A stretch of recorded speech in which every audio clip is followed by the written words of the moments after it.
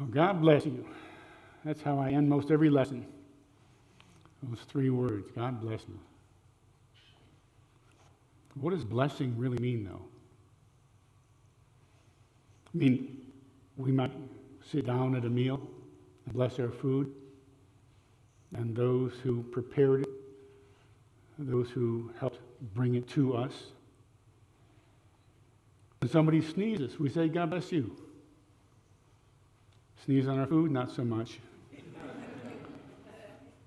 We're invited to count our blessings. To count our blessings and realize how many ways we have so much good in our lives. We might send our blessing energy to somebody in need. The word bless in the Old Testament comes from the word barak, which means to kneel before. In the New Testament, it comes from the Greek word makarios, which means blessed, fortunate, or happy. I like to think that it's really a combination of those. We look for blessings as that which is bringing us a sense of happiness or fulfillment, but also it's connected with a higher power. Are you feeling blessed? No, it's okay from time to time to question things, to say, am I really feeling on purpose with my purpose? Is there something here that I need to see? See, sometimes people just ignore, they miss out on the blessing altogether. I remember 30-some years ago, right after the Florida lottery started, I was in line, and there was a woman a few ahead of me, and she was complaining about the lottery. She said, this lottery is rigged. It's absolutely rigged. Somebody said, why? How do you know? What's up? She said, my daughter won $5,000 6 weeks ago, hasn't won a thing since. Some people just miss it completely, you know. It's right in front of them. But a blessing is perhaps in disguise for a time. And so a blessing needs our energy so that we can discover it. If what God wants for us always is our highest and best, then it's about looking for the blessings, to find them. You find what you look for. Back in 1989, there was an earthquake in San Francisco, and there's this comedy club. This building was destroyed, and the owner was distraught because that was his only way to make a living. He found a place just a few blocks away that was not destroyed, and he started up business again, and it was better than he ever had before. He said, the worst thing turned out to be the best thing for me. My bad luck turned out to be my good luck. Another lottery story, this is another true story, a woman who always had the same 6 numbers. And so she was filling out a ticket, her other had been worn out, and she was in a hurry. And she filled it out, and the second row, she filled out, it should have been the third row, and she got her ticket. And she noticed 3 numbers were right and 3 numbers were wrong, so she wanted her money back, she wanted to do it right. And they said, we can't do that. This is yours now. She didn't have money for another ticket, so she just went home, found out the next day that the 3 numbers that she had that were the numbers she always used were winners. She had $15 that she won. And then found out that the 3 numbers that weren't hers were also winners. And she ended up with $11 million. Now, she could have had her way. I don't want this ticket. I want my ticket. I would have had $15.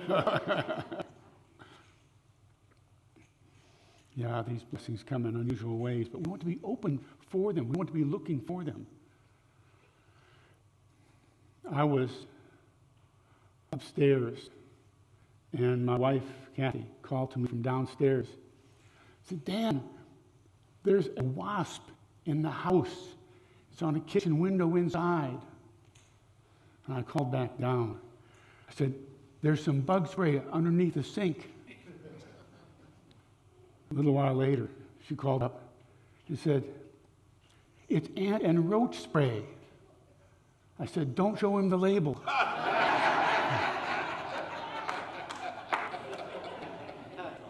It worked. But she thought that was funny, and so she wrote to Reader's Digest with that. And 2 months later, we're going through mail, throwing away the junk mail. She almost threw away this mail that she got from Reader's Digest. It was a check for $100 for that little joke. And she said, I'm a published author.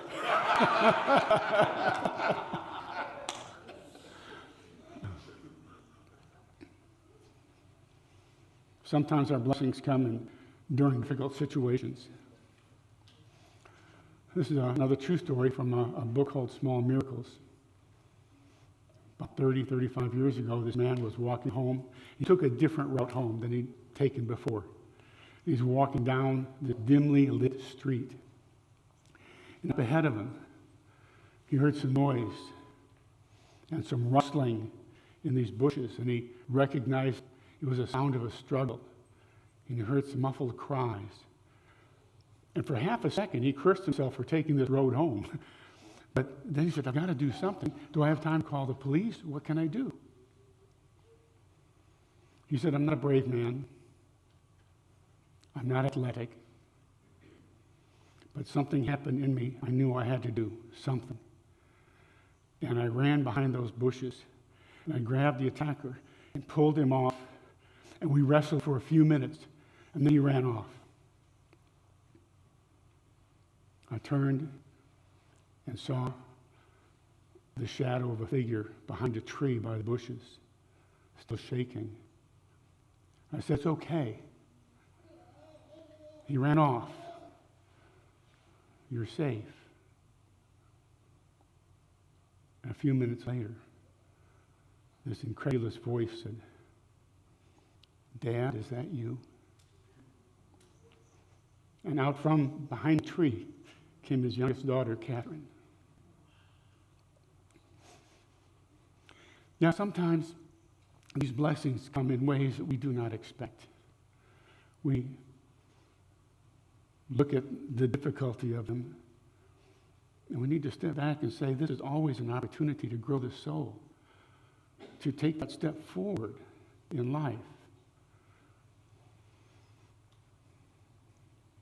There's a man named Cliff Young. This is back in 1983. He's in Australia. They had this huge race that they ran every year. And this race was like a Melbourne to Sydney race, 875 kilometers, 543 plus miles was this race. And so we had elite athletes from all over the world would gather to run this race. It usually took 5 or 6 days. Well, along comes Cliff Young.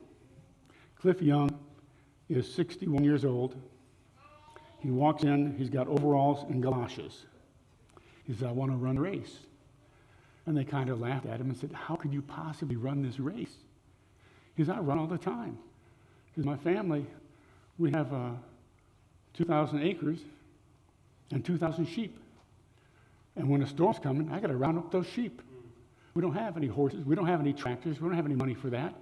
But I run and I round those sheep up. And sometimes it'll take all day and all night. So I figured I could run this race. Well, after some discussion, I thought it'd be kind of comical to let him run the race. And they all took off. And here's Cliff, and he's shuffling along. That's what he runs. He's not like this. It's a shuffle. It's the Cliff Young shuffle. He starts running the race, and they're way, way out ahead of him. He just keeps running. Just keeps shuffling along. Well, his blessing was in not knowing everything he needed to know. He didn't know that the runners would run like 16, 18 hours a day and then sleep. He just kept running. He kept running. On the 4th day, halfway through the 4th day, he passed the runners. Didn't even know it because they were sleeping. And he finished that race running straight through for 5 days on the Cliff Shuffle, and he won that by 5.5 hours, faster than anybody else had run it before. I said, how did you do that? How did you keep running? He said, I just imagined there were sheep in front of me and a storm behind me.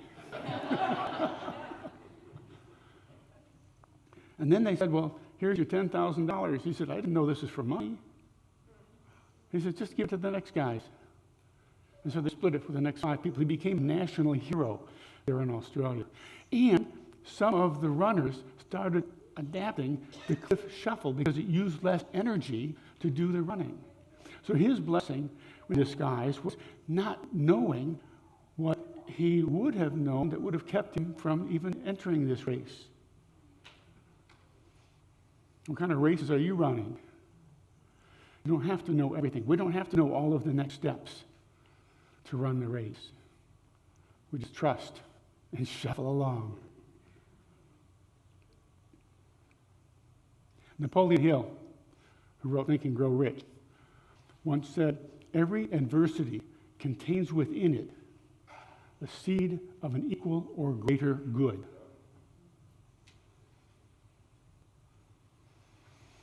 It's hard to believe sometimes when you're in the midst of the adversity. Tell you a little bit of a personal story. I discovered Unity 37 years ago this month. And so I knew I had all of the answers to everything in my life, instantly. I was quite naive, yes. And so I thought all I have to do is think positive thoughts and say my affirmations, and everything will be perfect. That's all there is to it. And so I thought positive thoughts. I said my affirmations. I quit my job and went off on my own. And I failed miserably, quickly. And that year, I kept looking for some kind of work. And all I could find was sales jobs, pure commission type sales jobs. And I was feeling pretty despondent. I didn't really believe in myself. I'd been, among other things, a financial consultant. So I was trying to sell mutual funds over the phone from my apartment on a hot day in Jacksonville. I remember having the window open, a breeze coming in, blowing the curtains, and all I could think of was, please don't answer the phone. Please don't answer the phone. That's how much I didn't believe in what I was doing. I had 7 jobs that year. Finally, I did what any good Unity student would do. I thought, maybe I'll pray. Isn't that the way it is sometimes? It's the last thing we think of rather than the first thing. So I said, okay, God, if you're out there, whatever form you take, whatever energy you take, I need something that's going to pay me a regular wage. Next day, I got a phone call. A friend said, you know, they're hiring at this subsidiary of AT&T. It's just a temporary job, but at least it's something. I said, okay, fine. I went down there, and there were 75 other people. They were hiring everybody. It was a telemarketing job, exciting. And we had our intense training, took about an hour. And I looked around, and I said to myself, what a bunch of losers. And then I realized I'm in this bucket. And then I had a revelation. It was an amazing, life-changing revelation. This was the answer to prayer. This was for my highest and best. And suddenly, I changed. This is the very first day. We haven't even started. And I changed and thought, if this is the answer to prayer, I'm going to treat it like it's the best paying job ever. At the time, I thought, I'm going to treat it like it's paying $50,000 a year. This is 37 years ago, 35, whatever it was. And I started treating everybody with great respect and honor because we were all in this together. I started walking differently. You know, everything was fine. I got my first promotion in a day and a half. I was no longer on the phones. I was helping the manager. And then I was able to go from a temporary job to a full-time job with benefits. Over 6 months, I had 6 promotions.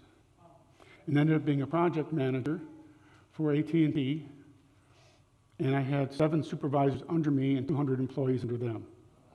And they knew I wanted to be a Unity minister, so they had training that would help me on the job, but also they knew it would help me later on. Train the trainer, negotiation skills, Dale Carnegie, all of these things. Why? Because I surrendered to the truth that God answers prayer. And if you don't see it right away, it doesn't mean it's not happening. But going along with the flow, I call it to align with the divine.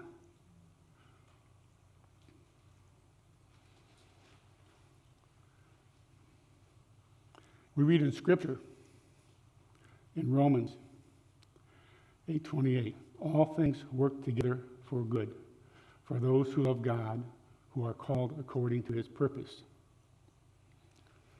Now, all things work together for good. That's nice, but it looks like there's a catchphrase. Who love God and are called according to his purpose. What is the purpose of God? To my understanding, the purpose of God is to be expressed. To be expressed as the traits that we believe God is of love and kindness and compassion and creativity and courage, strength, understanding, patience, all of these things. That's what we are called to do. So I would rephrase that somehow to just say all things work together for good for those who trust God and to trust that there is a bigger picture. We might not see it right now. We might not know it at this moment. But all things are working together for good. It does not mean that all things are good. They work together for good. Adversity contains within it the seed of an equal or greater good. The challenge itself contains the gift, the seed of the good. So when we look at that, we need to know that this is an opportunity for soul growth to nurture that seed, to make something positive happen. We don't have to understand why. We don't have to understand when. But it is there. And I think one of the opportunities we have always is to prove God in our lives. And that's one of the great ways to do it. Say, how am I going to grow my soul today? What is mine to do? What's important? What seeds am I needing to nurture?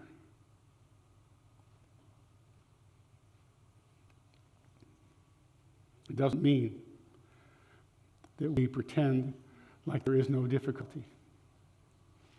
But it does mean that we can go within and open to our guidance and do the best that we can do under the circumstances. To look for the good.